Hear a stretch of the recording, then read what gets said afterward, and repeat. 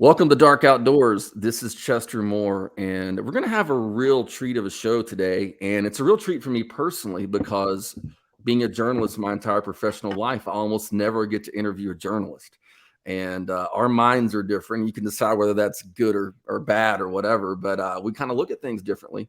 And it's always nice to talk to someone who's on a similar but slightly different path. Delia D'Ambra is a producer with Audio Chuck, and she has a really cool podcast that she does, Park Predators. If that isn't a salacious, awesome title like Dark Outdoors, I don't know what is. So to talk about her interest in kind of true crime and the great outdoors and what, as an investigative professional journalist, she's seeing out there across the nation, we have her on the program. Welcome to Dark Outdoors. Hi, thanks for having me. I'm excited. Yeah. So, I know you have this quest to go out and do all the national parks, and you're from the Outer Banks of North Carolina, an area I need to go fishing at soon. And you have Yes. got a great experience in the outdoors, but as a journalist. But what got you particularly interested in like this criminal element or these mysteries of disappearances and murders and things in parks?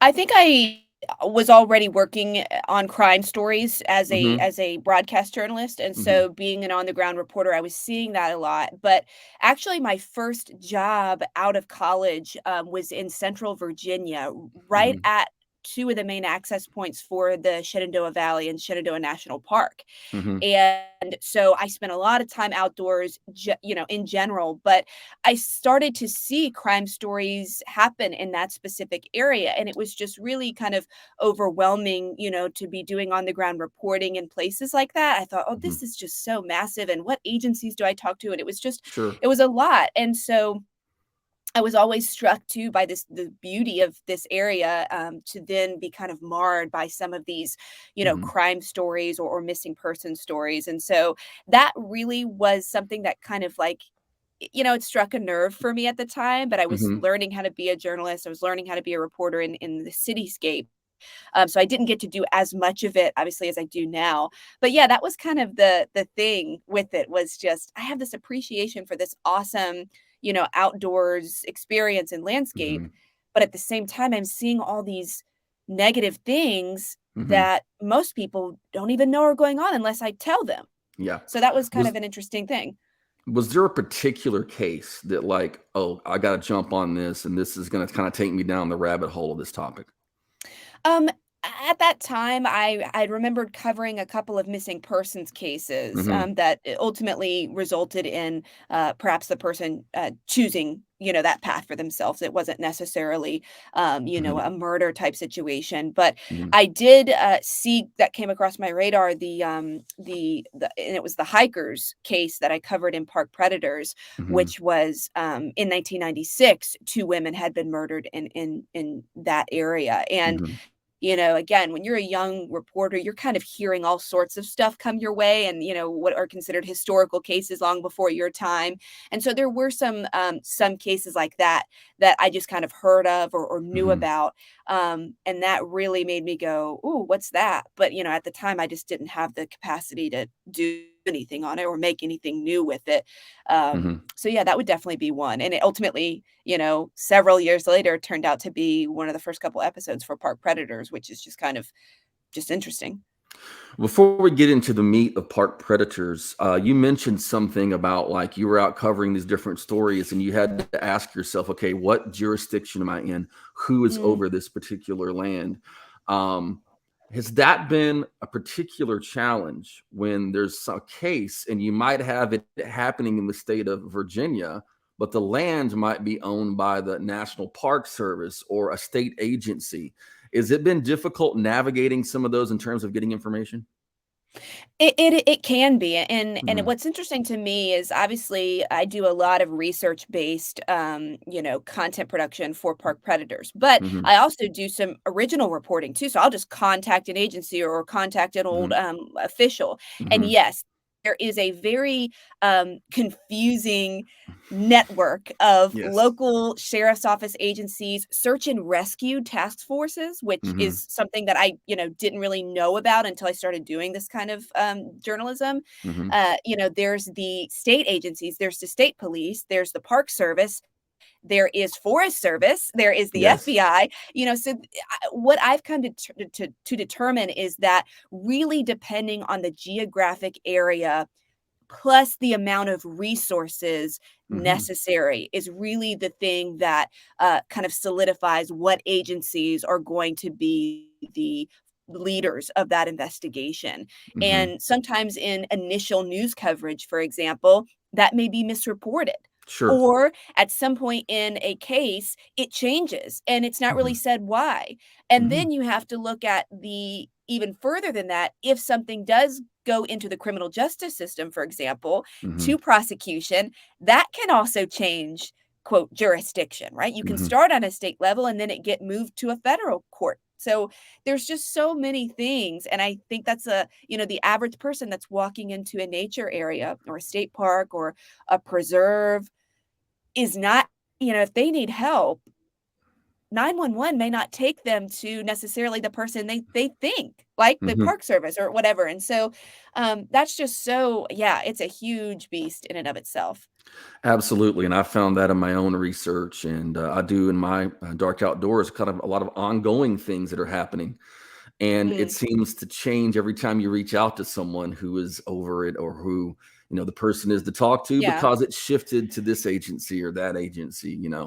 And so that's all. I always want to ask those kind of questions because when someone listens to Park Predators, they need to be able to know that there is a lot of moving pieces that could make mhm. something like this happen. It's not just, hey, she Googled some stuff and talked about it. Right, and I think the other piece too is, for records, right? Like, I've Mhm. done FOIA requests. Well, I was FOIA about to ask requests about for your request. yeah, Yes. yeah, FOIA requests with the federal government, or really Hmm. even a state government, are can be rather lengthy. They can cost a lot of money. Hmm. You may get different public information officers representative of where the progress of your request is. So Hmm. that's always interesting. But I will say one thing that is helpful is that older cases, so Hmm. typically those prior to say 1990 or in the Hmm. 80s and 70s, that are no, have a lot of notoriety to them. Hmm. The NPS, the FBI, they have released case file material Hmm. either to other journalists or to media entities. So that's really helpful. Whereas more of the local stuff, right? Like I've requested reports from a local agency, a local sheriff's office who, maybe that wasn't out there in the public domain. So really digging a little bit deeper than just beyond the okay, what sort of archive press coverage is out there? That's kind of the beginning point. But Yeah. on some of these stories where that narrative isn't so clear or you need to Hmm. dig deeper, Hmm. then it's that next layer. And then there's the layer of maybe even reaching out to family and getting family to participate if they want to. So I think there's just a couple of levels to that. But yeah, FOIA, it's funny when I say it, I see your eyebrows rise because I know you get it. Yeah, it's pretty crazy. Like our Texas Parks and Wildlife Department has an Open Records Act, what's called in Texas, for the Mhm. Texas state agencies.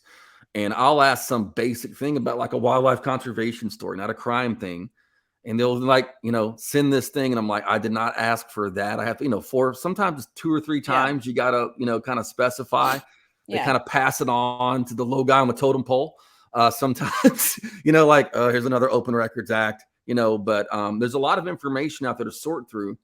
And when I looked at your first, the whole thing that Delia is involved in, and all these things of in this investigation part of it, the thing that really struck me was actually the title of the podcast, Mhm. Park Predators, because that can mean one thing to one person Right. and something else to another person. So tell me about the title and choosing that title. Yeah, I chose that title when I first pitched the show to Ashley Flowers with Audio Chuck back in Hmm. late 2019 or early 2020. Hmm. And I kind of tapped into what you just said, which is parks have predators, they Hmm. have animal predators, but they also have what I'm seeing are human predators. Sure. And that kind of just covered this array of things that would ultimately become the content for the show. And obviously the sort of alliteration was kind of key for me, Yeah. right? Like what when you're making a podcast and you want it to again not be something that's so far out there that only a niche portion of people get, right? Like Sure. so and I didn't want to make it um too broad with the outdoors sense of things that it kind of maybe didn't reach that true crime audience, right? Because Yeah. knew that that was going to be the kind of main listenership. And so that was Mhm. really like, it all kind of came together for that. And I had this idea in my head when I went to them. I said, I want the font to look like the font in the signs that you see Mhm. in the parks. Like Sure. that font is very, like, you know it when you see a directional sign or a Yep. campground sign or an NPS sign. And so that to me, just I felt like that's going to give that feel of the outdoors, but it's Mhm. also going to have that sort of like double meaning for the true crime space too. Yeah, and that was a struggle with me because mine journey started years back, just doing a couple of broadcasts on my mainstream outdoor radio show, More Outdoors. And then someone asked me at a seminar that I was doing about hogs, feral hogs, what's the most dangerous thing in the woods? And without Mhm. even thinking, I just blurted out people.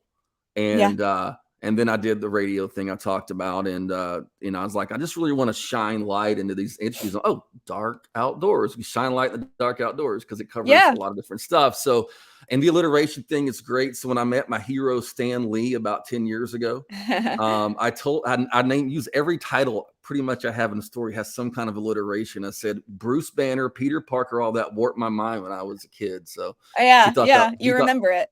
he thought that was funny. But Yeah. now Park Predators, the current episode that you have of The Boys, Hmm. a really, really tragic story. And I kind of, if you don't mind, I'd like to talk a little bit about that because there's some Sure. things that just jumped out at me on that Hmm. in particular cases. Can you kind of give us a little quick backstory?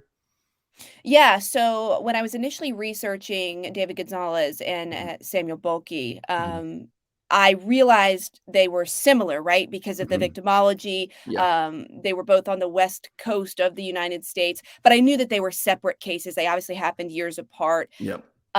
But what was sort of disheartening to me is that there wasn't a whole lot on either one. Like there was enough, but Mhm. typically I like the Park Predators episodes to be a half hour to 45 minutes. Yeah. And so I didn't want to discount the amount of time, but I wanted to make sure I did as much research on these stories as possible. So I Mhm. said, let me combine these into a single episode because they really do touch on um obviously similar victims, Mhm. and I just felt like it would really resonate with parents. Mhm. And to hear two stories back to back of young boys vanishing, I Mhm. thought that's it's a sad but a reinforcing reminder, right, of just how Mhm. quickly this can happen. And so I just felt like stacking them like that was going to be really the way to go about it. Mhm. But I think what even was more what brought me to them is the fact that, like, I am a new mom. I have a young son. He's Mhm. 16 months old. We are Mm. Gotcha. outdoors constantly. We were just hiking in Tennessee, and Mhm. I had him in a little carrier because he still fits in that, and I thought, he's with me. He's so close to me. I can hold him. He's not going anywhere. But that's not always going to be the case. Sure. And so I think those sorts of things kind of all brought it into it. And then, there was enough out there material wise to be able to feel like I was doing the stories as much justice and advocacy as I could, where they Mhm. sit right now. Now, when there is these cases, especially with children, there's always a lot of chatter out there about immediately what happened. I mean, was Mhm. the parent, did they do something? Is it Mhm.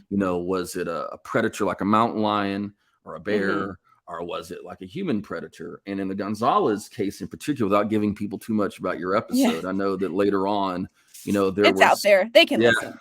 yeah, that one he was found later, like a year later or so, I believe Mhm. was what it was. And one of the California game and fish people said it, probably a mountain lion attacked and dragged away, which is kind of like just like my outdoors. Cause I've worked with mountain lions a lot. And I'm Mhm. like, I was like, well, dude, if there's a mountain lion attack, they're gonna be a sign at the spot. And then it said, well, he could have fell down a ravine or something like that, and then like but a lion wouldn't have preyed on him then because they don't actually do any Mhm. scavenging, which is absolutely utter BS. Mhm. Because I mean, there was a study done in California where they took 46 deer carcasses and put them out in San Diego County, and 9 different mountain lions came and ate them. Mm. So there's sometimes stuff like that that's like, like you see evidence of a maybe Right. after a fact of like an animal, but what really caused it to go on? And I know that has to be Yeah. some of the things that haunt these parents and these people. Yeah, and that one in particular, like, I feel like in several episodes of Park Predators, like, that Mhm. sort of investigative theory comes up, like, was this an animal attack? Yeah. Because it's obviously Mhm. inherently possible, right, with Sure. most things that happen in the woods, Mhm. and we know, particularly in and around, high population human activity areas, that wildlife in those areas often becomes accustomed to that. So their Mhm. fear, right? Like for Yeah. bears, for example, like Mhm. they're just there because they know food's there. So there is that piece of, yes, Mhm. animals can come in contact with humans. But to your point, I think the big thing with the David Gonzalez case is that initial Yep. vanishing, Yeah. and why there's no indications or signs of an animal attack. And I actually think about, it was a news story, I think just 2 or 3 years ago out in Colorado. This young boy was playing in his family's backyard and he Mhm. survived. A mountain lion came, Mhm. grabbed him, got a hold of his head, and kind of dragged him Mhm. into like the shade of a tree. Mhm. And the parents came out, and the boy, I think, was able somehow to get away, but he was young. But there were signs, there was blood, there was indications of something that had happened. There was even like a sound. That's what's got the mom's attention, I believe. So Mhm. and so I think about that, and I kind of go, I mean, there would be something there, right? That would prove that. Doesn't mean that didn't occur later, Mhm. once Mhm. his body is Sure. somewhere, unfortunately. Yep. But yeah, there's that piece of it. And then we know in that case that, I believe, either the day or in the days prior, there had been a sighting Mhm. of a large, feline predator Mhm. in that general area, and they Mhm. move fast. But yeah, that was one of the cases. This case was one of the ones where that animal theory, to me, I talked about it more because it had more Mhm. traction than in other cases I've covered, where it was just kind of thrown out there and then, like, clearly, Mhm. it was just fizzled out because there was just nothing to move it in that direction. So Well, that's why I spent more time. I think the complicated part of this, and I think you nailed it, was the fact that you could have something happen with a person, fall, somebody could kill them, and then the animal, if their Right. body's there, not to get gory, but an animal of some kind is going to Mhm. eat the body.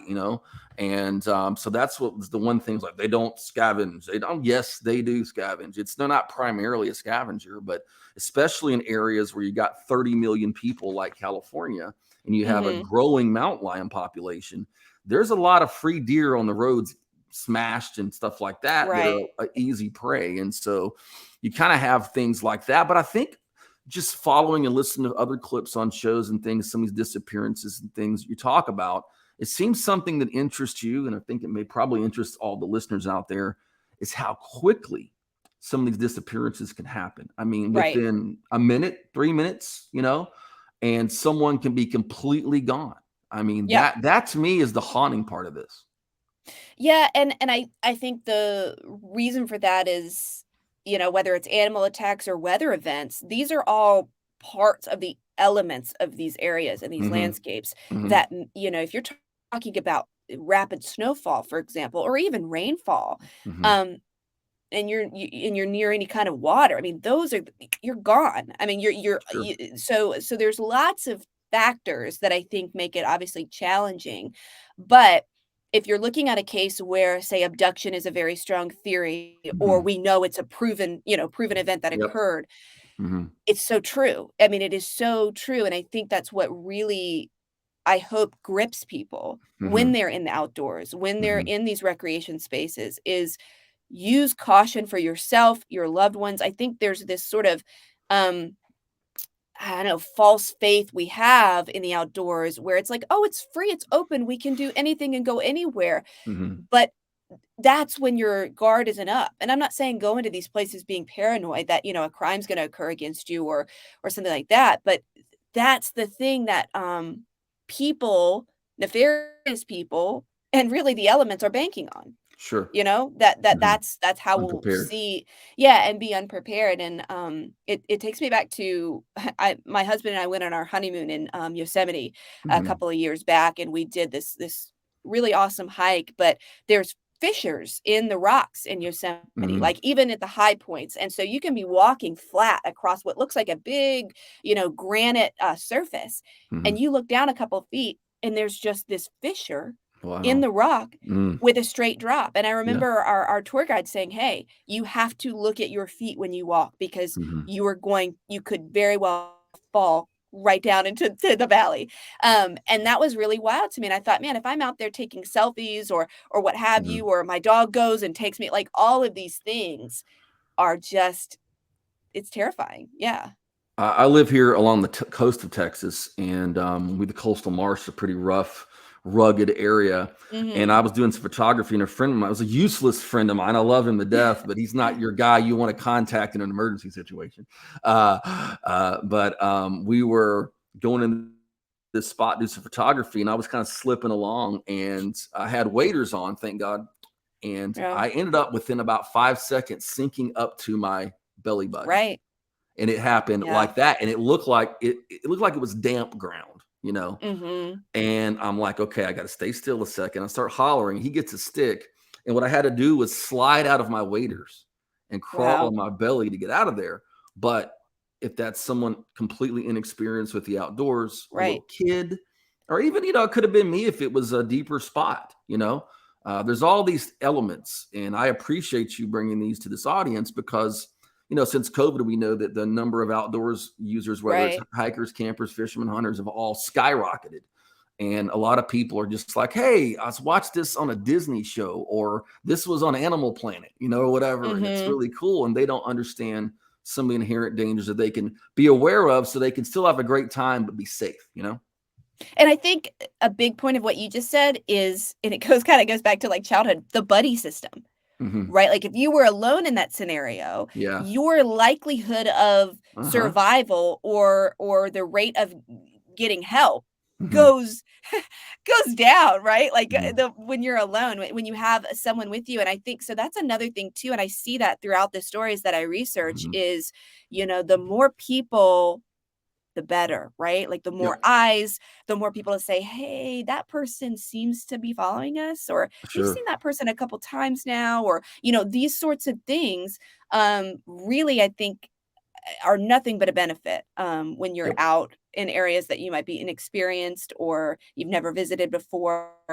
Also, doing your research before you go. I mean, that sounds like No, a that's commercial for a tourist bureau, but I no, mean it's true. the sites for some of these places are so well versed in where to go, what to do, Hmm. directions, closures, right? Like where you can't go, where and why. And so I think that's really important for people to know. And I think, NPS and state agents and stuff, they do their best, right? Like they're on Hmm. social media and stuff like that. But I think really we have to like self-educate ourselves. Sure. Um, and I think that's really important. That's something that again, none of the people I've covered do I fault them. Like these folks are victims because they're victims. But in general, people, as society, we should be educating ourselves before we go into these places where truly we don't belong. Like Mhm. people uh, are supposed to be, with other people. I think in some ways, like it's beautiful and it's wonderful, but there is an inherent, hey, in the back country where it's nothing but grizzly bears, like we are the outlying element there. Like we are the Mhm. the thing that doesn't belong. So we need to be aware of that. Yeah, but there's nice trout in grizzly country, and that's the problem, and I have a That's why they're firebox. there. Exactly. And I actually, I send a PDF out to people on my survival tips and just safety stuff, and one of them is, make a plan, research. Mhm, And I had to do that myself. I'd scouted a place in Yellowstone a few years back, and I knew there was a bunch mhm, of big Yellowstone cutthroats I wanted to catch, and but there had been a grizzly seen fairly close. And when I got there, I realized the shoreline, the stream was about 15 yards from the brush line. That means if a grizzly mhm. popped up, it's not going to be a Right. half mile away. It's going to be right there. So Yeah, I did the right thing and went somewhere else. I And know. yeah, that's what I had to do. But, in park predators, I mean, of course, people a lot of times want to hear about, the ones that are probably involved with a human, a serial killer, Right, an abductor. right. Have there been any particular investigations that you have done on the human predator side or suspected human predator side that really just sent chills down your spine? Oh, absolutely. I mean, I think the one episode that sticks with me, if we're talking about specifically a serial killer, is the predator from season 1 of Park Predators. It's the Carrie Mhm. Stainer Mhm. episode. He had multiple victims. Mhm. Very well possible had more victims than we know of. Mhm. Um, just the whole story of those young women, and one of their moms, and then someone who actually worked in Yosemite National Park. This was back in the late 1990s, I believe. Mhm. Just heartbreaking, heart-wrenching, but I have personally been to Yosemite, and I have seen these places that they Mhm. were at, and I just thought, "Man, like, they just didn't stand a chance against this person, and Mhm. this person was truly, truly evil." And so that one was really hard because it was just you saw this life of a person Mhm. and the fracture effect that they had on humanity Yeah. and on people's lives. So that was that one was very involved, and also kind of odd that his brother, Steven Stainer, was sort of this American icon. Mhm. For a period of time after surviving an abduction, which is just the whole circle of that family was just That's pretty wild. unreal. Yeah. Yeah, yeah, it's so wild. But then, there was another one, The Hunter, that episode was another serial killer as Mhm. well that operated in Florida and, I believe Georgia, and just what that one really bothered me the most is, he was sort of a transient floater type Mhm. individual who Mhm. just went to these places and murdered people, and there were so many instances where maybe he was pulled over or he did speak with law, and he just slipped through the cracks because he's this sort of person that no one really wants to spend much time around and just kinda say, "I'm Mhm. done with him." Mhm. Whatever, and I thought, "Man, how many lives could have been saved if just They'd one have got them. interaction had gone differently?" And that one really made me think about when we're places and, that hair on the back of your neck stands up about a person. Mhm. That doesn't mean you behave terribly. It just means that you are aware of that, and if you see Mhm. something, say something and stay on it, because if that had happened in that case, it could have saved lives, and so that one was just a reminder of, like, when you get that sketchy vibe, Mhm. that's for a reason, because Yeah, I it's had true, it's true, it's true. the first episode of Dark Outdoors, I had Stephen Michaud on, who sat across from Ted Bundy for 6 months Mm, and interviewed him. And, Bundy did a lot of his deeds. He took him into the outdoors. And I asked him, like, if I ran into, like, Bundy was alive and I ran into him going in the backcountry fishing or hunting or whatever, and I confronted him, obviously, if he was hurting someone, I would confront him. Would he strike right. back? He goes, nah, he's a wimp. He would have ran because you're a man and look like you're probably bigger than he was. He goes, Mm, then he clicked. And this, I get chills right now. He said, but if you were a woman, he could not have helped himself. And he yeah, probably has fantasized about doing this since he was a kid, whoever this predator is. And there's mhm. this element of some of these people. I mean, the word predator is used, but can you kind of expound on the human element that some of these people are literally not just randomly going to kill, but literally purposely being predators? Not like they're just finding someone and whatever. They're out there hunting people. Yeah, and, I don't like to dwell too much on serial Sure. killers because I don't like to glorify anything that they've done, Yeah, me but I either. will I say mean, this mhm, from having done this show is, time and time again with these cases, specifically in the outdoors, these are individuals that are extremely familiar with mhm, the landscapes or the routes to the landscapes in which they are either committing their crimes, mhm, stalking individuals, or covering up their crimes. mhm, So meaning that the crime didn't occur there, but they use it mhm, as a dumping ground, essentially. mhm, For me, what I see is a lot of familiarity in that individual, and what does a natural predator do in mhm, their environment, right? Like mhm, mountain lions and rattlesnakes or whatever mhm, uh, that animal is. They are inherently, adept at navigating and mhm. going back and going back and going back to the places that Yep. sustain them. And that is so apparent in these pattern human predators with Mhm, these cases. The Backpackers episode from Park Predators last season in mhm, Australia, perfect example. Belanglo State Forest. or state park, that is just, I think it was 7 victims in total, maybe 9. Mhm. It just is so pattern. Mhm. And to me, that's what you see reflected in a real predator, is Mhm. that returning, that ability to navigate And and blend knowing where in. place and blend in. And while we're speaking about that, I think when you talk about these parks that are perhaps maybe not as remote, that are more Mhm. tourist filled, so like the Yosemites, the Yellowstones, the Rocky Mhm. Mountain National Parks, those sorts of things. Um, Part of the camouflage of these individuals is to be like everyone else there. So they're Mhm. not necessarily going to be the loner off freaking everybody out. They are perhaps someone who knows their Mhm. targets are going to be dog lovers. Their Mhm. targets are going to be photographers. So what are they going to do? They are going to mimic that to have interaction with their targets. And so I think that that allows us all to be very cautious of the random stranger who who jumps in and takes your photo, and then you see him again and they take your photo again, and or Mhm. you're staying at the same campground, and then suddenly you see him again at the next one, or whatever. So I just think that that's the kind of stuff you have to be aware of, because Yeah. these are not always going to be people who are you know sitting on a cliff top somewhere by themselves just looking. I mean, that can be the case, but Mhm. you just got to think about these people's minds and what they're really after, and they're going to try and find it however they can. Well, one of the things we do on this program is our goal is to shine light into the dark outdoors. So we do a missing in the wild segment every Mm, episode. Someone's currently missing, and right. put information out there. I love that.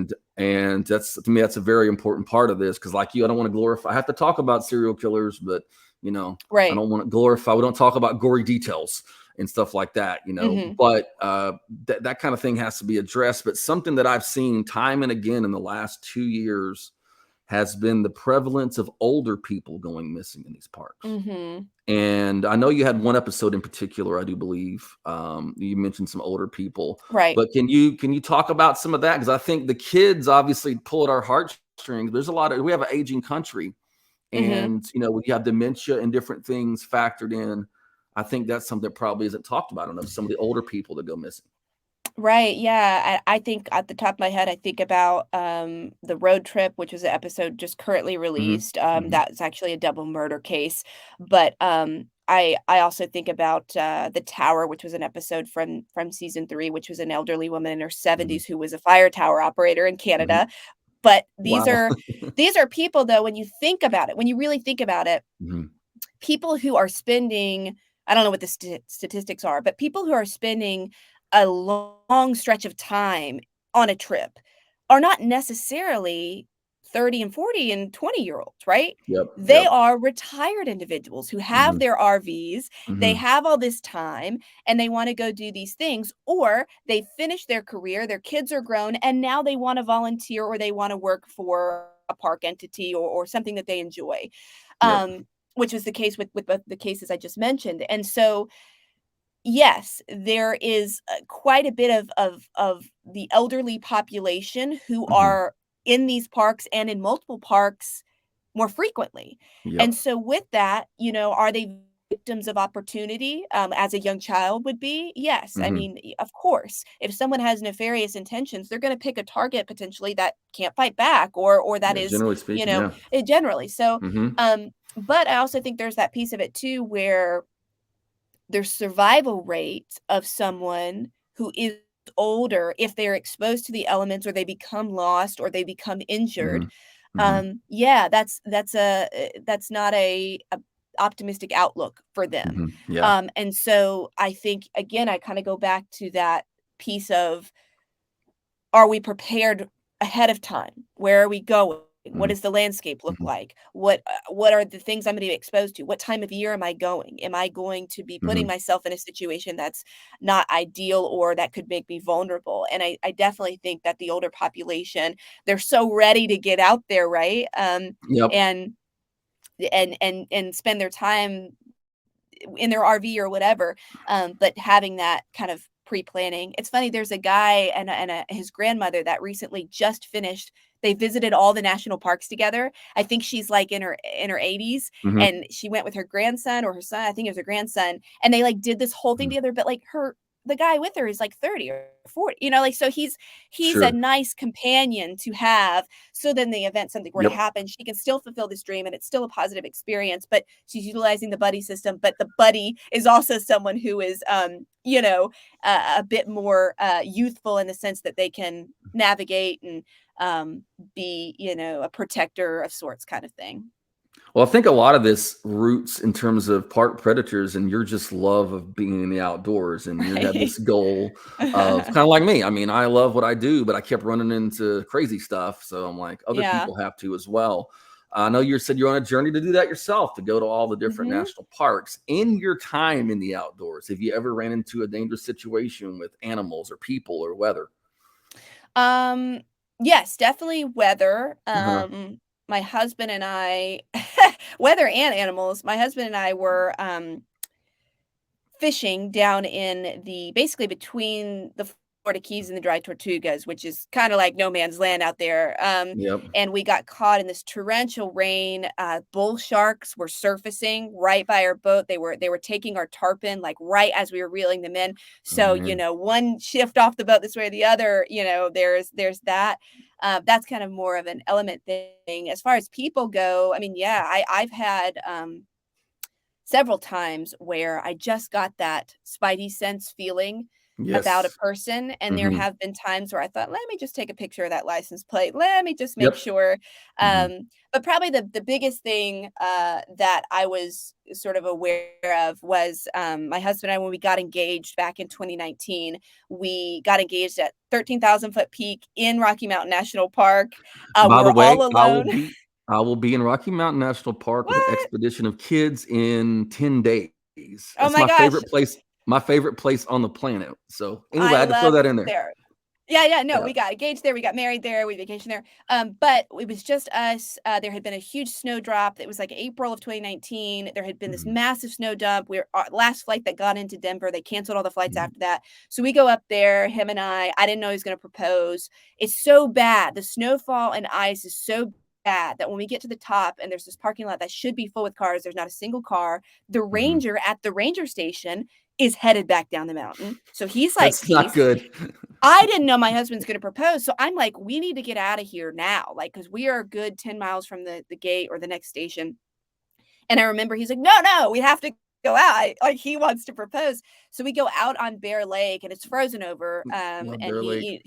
he does the proposal thing, but right before that, I had gone to the ranger window to be like, "Is there a ranger up here, or did that one guy Mhm, just leave? Like, is there another person?" There wasn't, but there was this giant poster of a man that had just gone missing a few days earlier.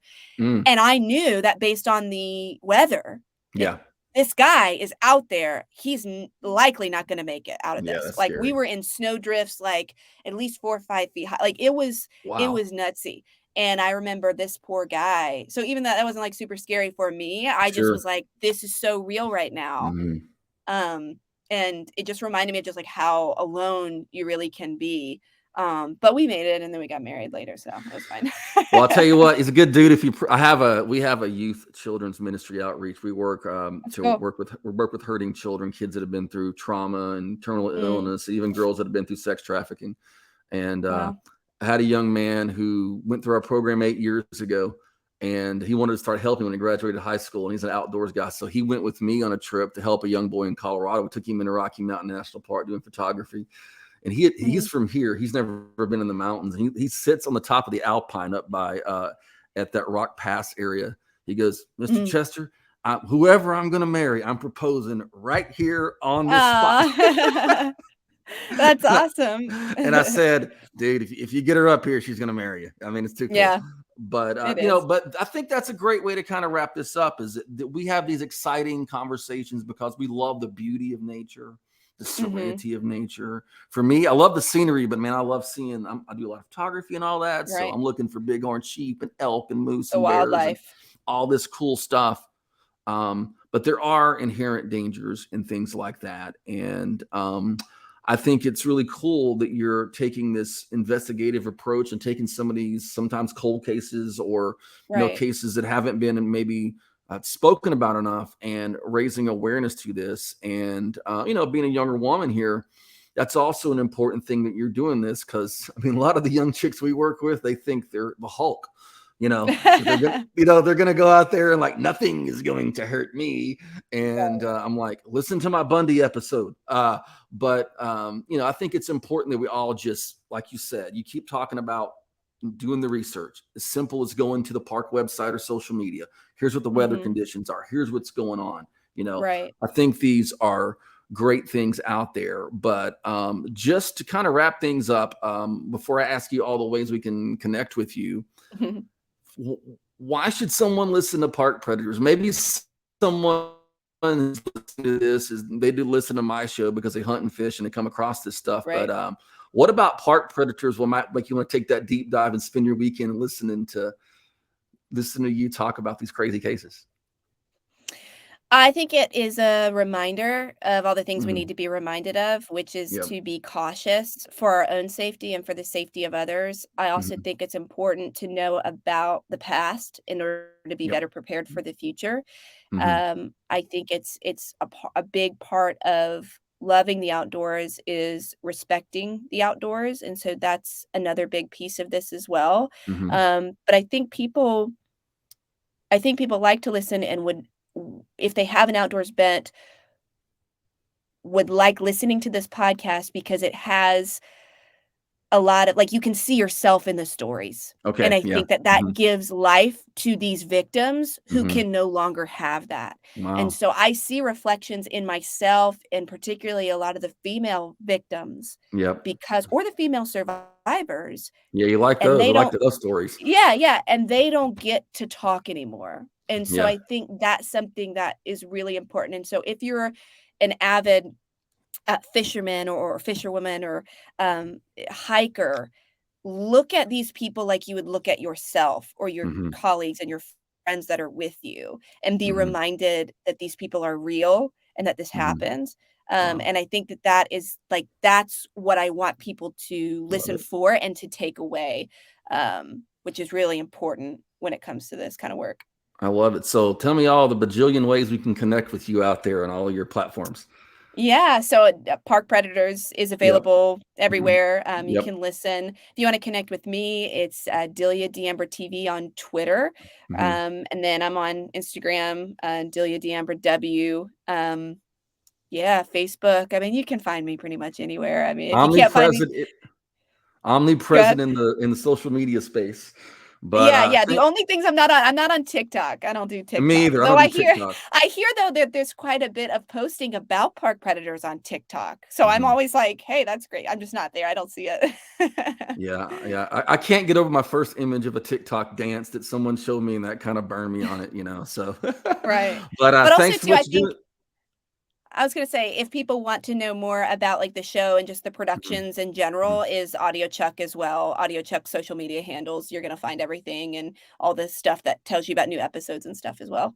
Well, if you're listening to this show, you just click in the description. We'll put out links and all that kind of stuff where we can find all this. And thank you so much for taking your valuable time, especially as a new mom, to be on the program.